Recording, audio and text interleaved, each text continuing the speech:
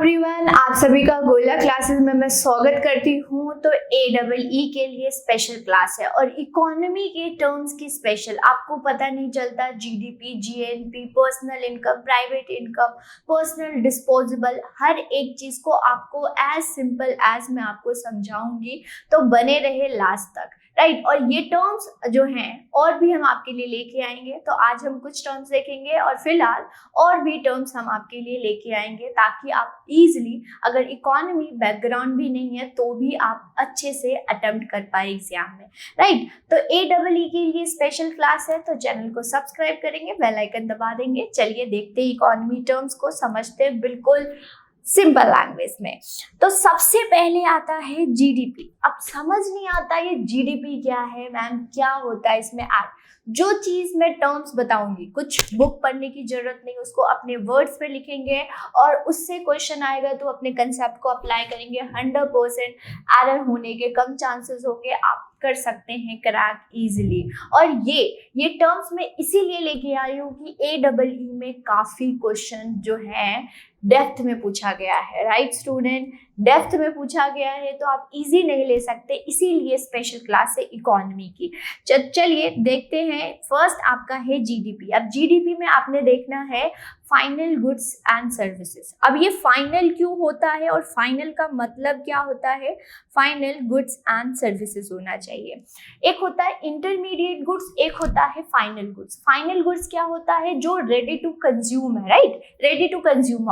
और intermediate goods क्या होता है? जो कि फर्दर प्रोडक्शन में है, राइट, रॉ मटेरियल बोल सकते हैं। तो कभी भी इंटरमीडिएट गुड्स नहीं नेशनल इनकम में इंक्लूड होता है, क्योंकि इसकी डबल काउंटिंग की प्रॉब्लम। एक बार कैलकुलेट होगा और दोबारा कैलकुलेट होगा, उसको बोलते हैं डबल काउंटिंग, जिसको कास्केडिंग इफेक्ट के नाम से जानते हैं, राइट। इसीलिए हमेशा याद रखिएगा फाइनल गुड्स। जैसे ही इंटरमीडिएट गुड्स होगा उस ऑप्शन को गलत करना है, फाइनल गुड्स का ध्यान रखना है। एक फाइनेंशियल ईयर में याद रखिएगा, 1 financial year means 1 April to 31 March, एक साल का जो होगा ये कैलकुलेट किया जाएगा। यहाँ पे याद रखिएगा geographical boundary, with in the geographical boundary, चाहे वो इंडिया का निवासी है चाहे वो फॉरेनर है, वो ज्योग्राफिकल बाउंड्री में consumption and production means economy activity कर रहा है, तो हम उसको GDP means gross domestic product में इंक्लूड होता है। 3 चीज याद रखिएगा कि फाइनल गुड्स एंड सर्विसेज होना चाहिए, एक फाइनेंशियल ईयर होना चाहिए जिसको 1 ईयर लिया गया है, और ज्योग्राफिकल बाउंड्री, चाहे वो सिटीजन हो चाहे नॉन सिटीजन हो, वो प्रोड्यूस हो रहा है, सिंपल GDP में इंक्लूड होगा, सिंपल। इसी के साथ हम देखते हैं माफ कीजिएगा NDP, it means net domestic product. जो हमने GDP में किया, राइट, जो हमने GDP में किया, यहाँ क्या था? Gross domestic product. तो यहाँ पे भी डोमेस्टिक प्रोडक्ट तो सेम है, राइट, वहां पे भी डोमेस्टिक है और यहाँ पे डोमेस्टिक है। यहाँ पे नेट है, वहां पे ग्रॉस है, यहाँ ग्रॉस है, यहाँ पे नेट है। तो ग्रॉस समझ आ रहा है, टोटल। नेट मतलब कुछ पार्ट होगा ऐसा, तो बस डेप्रिसिएशन को माइनस कर देंगे किसमें? GDP में, तो आपका नेट डोमेस्टिक प्रोडक्ट आ जाएगा। जब GDP में माइनस करेंगे डेप्रिसिएशन को, जो वियर एंड टियर, मतलब मान लीजिए कोई आप एक मशीन लेते हैं, उसको खराब होगा, राइट, खराब होगा, तो उसको हम डेप्रिसिएशन इकोनॉमी के टर्म में बोल देते हैं। होता बहुत इजी है, बस ये हाई लेवल का थोड़ा सा एडवांस वर्ड याद किया जाए। वियर एंड टियर खराब होता है, उसको वियर एंड टियर, और उसको डेप्रिसिएशन। जब डेप्रिसिएशन ऐड होता है तो ग्रॉस होता है, जब वो wear and tear means depreciation minus होता है तो हम उसको नेट बोल देते हैं, सिंपल। और इसमें नहीं है, राइट। तो ग्रॉस डोमेस्टिक प्रोडक्ट हमने देखा और net domestic product. Final goods and services होना चाहिए, एक फाइनेंशियल ईयर होना चाहिए, विद इन ज्योग्राफिकल बाउंड्री होना चाहिए, चाहे वो सिटीजन या नॉन सिटीजन हो, बट उसमें डेप्रिसिएशन को माइनस कर देंगे तो आपका निकल जाएगा net domestic product, simple. Next चलिए, नेक्स्ट आ जाता है ग्रॉस नेशनल प्रोडक्ट। अब देखिए इसमें डिफरेंस क्या है, यहाँ पे ग्रॉस है और यहाँ पे प्रोडक्ट है। फर्क क्या है, यहाँ ग्रॉस है, यहाँ प्रोडक्ट है, वहां पे नेशनल है, यहाँ पे क्या है, डोमेस्टिक। तो चलिए इसको भी सिंपल करते हैं। तो नेशनल क्या होगा, मतलब पूरे क्या होगा, वर्ल्ड में, राइट, पूरे वर्ल्ड में। यहाँ पे सिर्फ इंडिया की ज्योग्राफिकल बाउंड्री नहीं लेंगे, चाहे वो पूरे वर्ल्ड में कोई भी हो, काम कर रहा है, कंजम्पशन एंड प्रोडक्शन कर रहा है, इनकम अर्न कर रहा है और इंडिया लेके आ रहा है, वो क्या होगा, जीएनपी में इंक्लूड होगा, जीडीपी में इंक्लूड नहीं होता। थोड़ा और देखते हैं।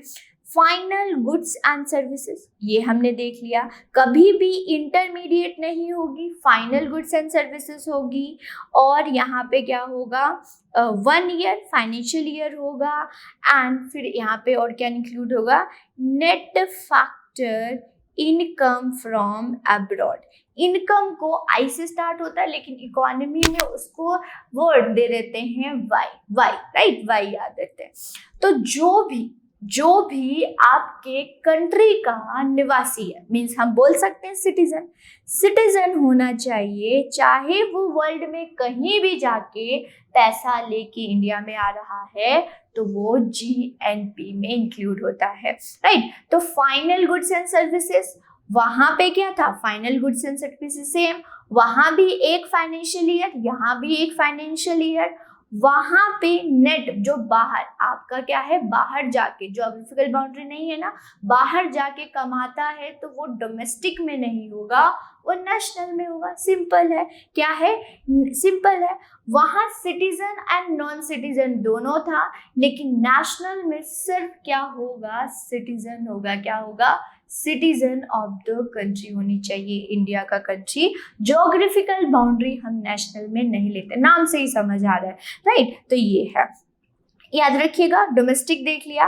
अब थोड़ा सा हम देखते हैं, देखिए यहाँ पे क्या है, ग्रॉस प्रोडक्ट नेशनल, ओके। तो यहाँ पे क्या है, नेशनल प्रोडक्ट, यहाँ पे क्या है, नेट, राइट।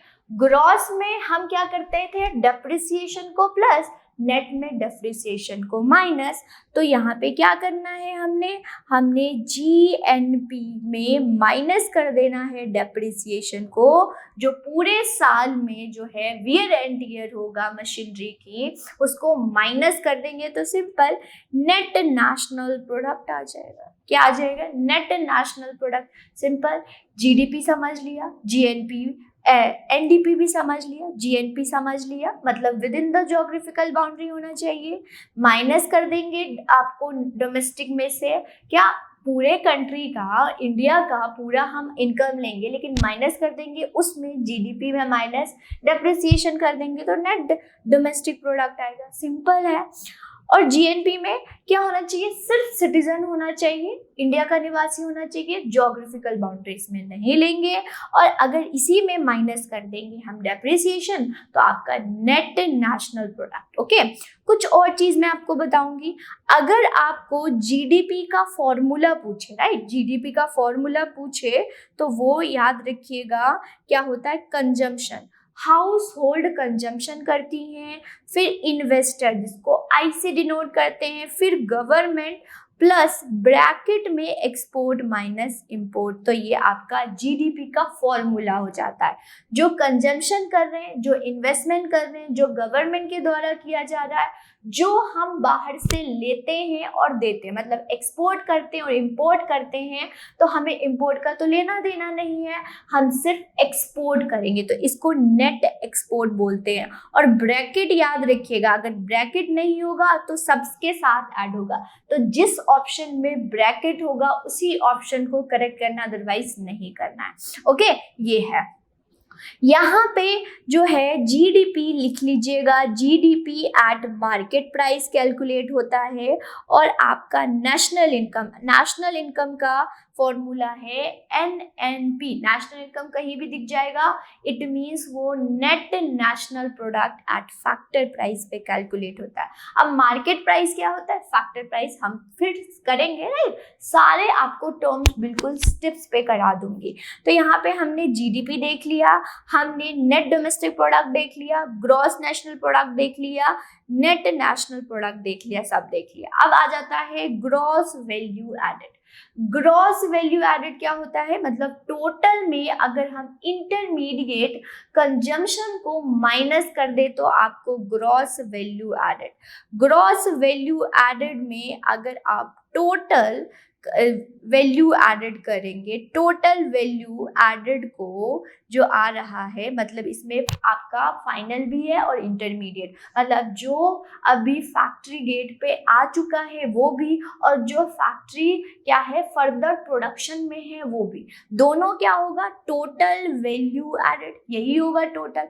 इसमें इंटरमीडिएट कंजम्पशन को माइनस कर देंगे तो वो जीवी आता है, ग्रॉस वैल्यू एडेड। मतलब जो आपका जो है फर्दर प्रोडक्शन, जो आप गुड्स हैं जो कि अभी फैक्ट्री में है ही, वो फाइनल गेट पे नहीं आया है फॉर द कंजम्पशन, जो अभी है ही फर्दर प्रोडक्शन में है, तो वो उसको माइनस कर देंगे तो आपका ग्रॉस वैल्यू। अब बोलेंगे माइनस करने की क्या जरूरत है, तो अभी हमने आपको बताया अगर उसको भी ऐड, जो अभी फर्दर प्रोडक्शन में उसको ऐड कर लो और जब वो फाइनल में आएगा फिर ऐड कर दोगे तो डबल काउंटिंग की प्रॉब्लम हो जाएगी, हमें दिखेगा नेशनल इनकम बहुत लेकिन एक्चुअल में नहीं है, तो ये चीज़ होती है। और जीवीए भी ये भी याद रखिएगा, जब किसी पर्टिकुलर सेक्टर की अगर एग्रीकल्चर की ग्रोथ देखनी है, सिर्फ सर्विस सेक्टर की ग्रोथ देखनी है, सिर्फ हमें इंडस्ट्री सेक्टर की ग्रोथ देखनी है, तो वहाँ पे टर्म जीडीपी यूज नहीं करते, वहाँ पे टर्म हम क्या यूज करते हैं, gross value added, right. Particular sector के लिए अगर हमें वर्ड यूज करना है कि उसकी ग्रोथ कितनी हो रही है पर्टिकुलर सेक्टर के लिए, तो हम क्या यूज करते हैं, ग्रॉस वैल्यू एडेड, राइट। चाहे वो एग्रीकल्चर हो, चाहे वो इंडस्ट्रीज हो, चाहे वो क्या हो सर्विस सेक्टर किसी। अब कोई है, जब आप बजट में स्टूडेंट पढ़ेंगे तो अगर इंडिया का ग्रोथ बोले तो जीडीपी होगा, सिर्फ एग्रीकल्चर का ग्रोथ बोले या सर्विस सेक्टर का ग्रोथ बोले तो देखिए जीवीए है, ग्रॉस वैल्यू एडेड। ओके, तो पर्टिकुलर सेक्टर अब आपको समझ आ गया क्या हो गया, जीडीपी देख लिया और हमने नेशनल देख लिया, एनएनपी देख लिया, राइट। अगर ग्रॉस आता है तो माइनस कर दीजिएगा, किससे, डेप्रिसिएशन, तो नेट आ जाएगा, सिंपल। ये सारे टर्म्स आपको समझ आ गए, वेरी गुड।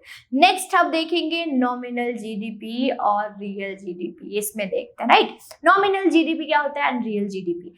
नॉमिनल जीडीपी को कांस्टेंट करंट प्राइस बोलते हैं, करंट प्राइस पे ये कैलकुलेट होता है जो अभी चल रहा है प्राइस, और इसमें इन्फ्लेशन इंक्लूडेड होता है। क्या होता है, इन्फ्लेशन, महंगाई इंक्लूडेड होती है।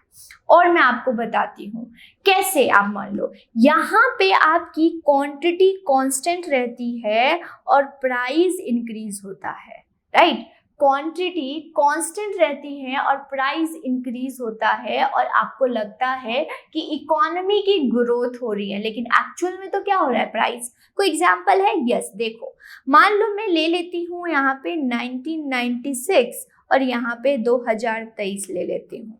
अगर प्राइस देखें 1996 में तो आपका क्या था 20 और 2023 में प्राइस हो गया 30।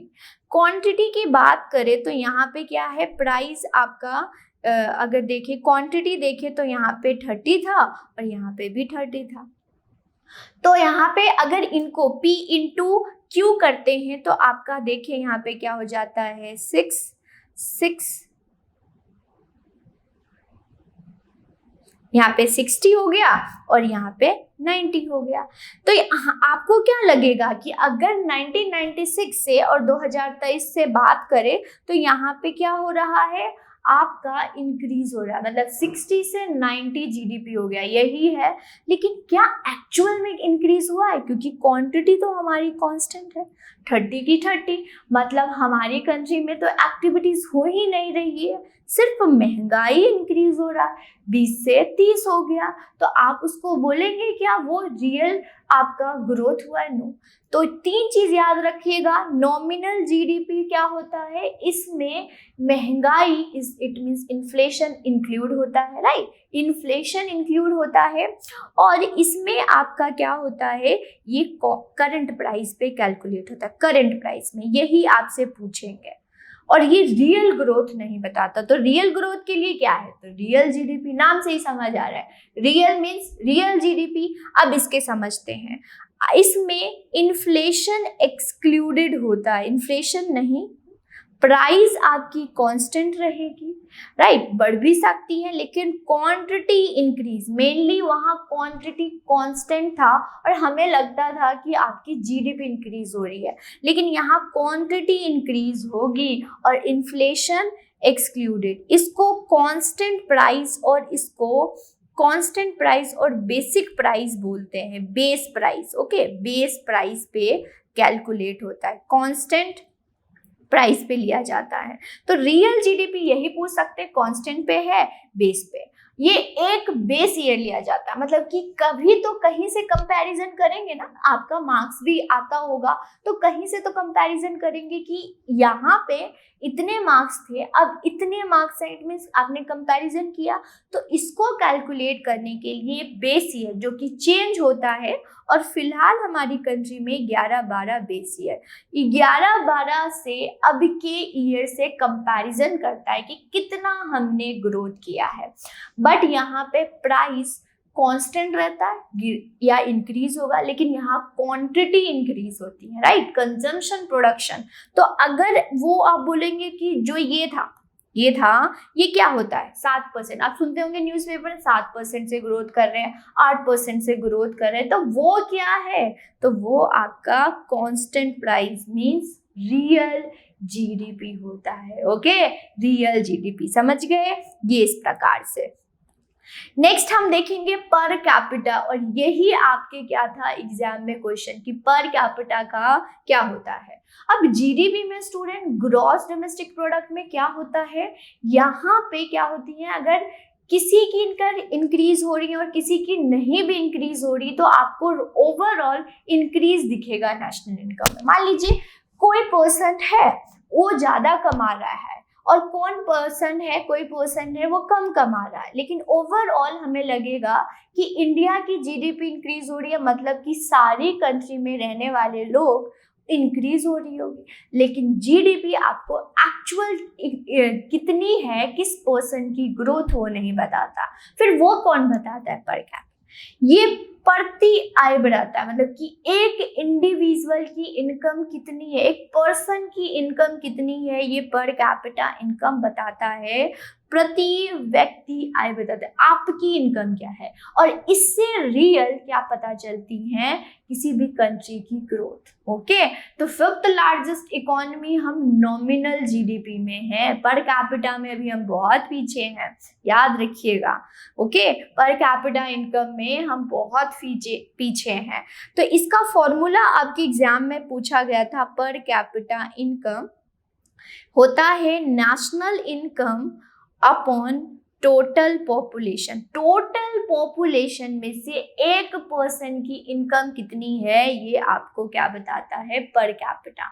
और यहाँ पे आपकी क्वेश्चन दिया हुआ था नेशनल इनकम, नहीं, नेशनल इनकम अभी मैंने आपको क्या बताया, नेशनल इनकम होता है एनएनपी, नेट नेशनल प्रोडक्ट। तो ये लिख दे या ये लिख दे, नेशनल इनकम लिख दे, तो बात तो बराबर ही है ना। तो देखें कितना डेप्थ था, ओके। तो हमने देखा per capita income, national income upon total population, total population में से एक पर्सन की कितनी इनकम है वो आपको पर कैपिटा इनकम बताता है, और ये इसका फॉर्मूला होता है, per capita income national income, जिसको हम एनएनपी भी लिख सकते हैं, अपॉन टोटल पॉपुलेशन, ये आपका फॉर्मूला है, राइट। तो आज हमने पर कैपिटा इनकम तक कर लिया है।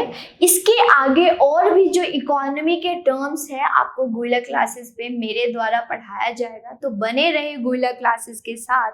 फुल कोर्स भी आप हमारी बाय कर सकते हैं, जो कि 9,999 में आपको मिलेगा, राइट। और यहाँ पे आपके लिए एक सरप्राइज भी है, जरूर देखिएगा।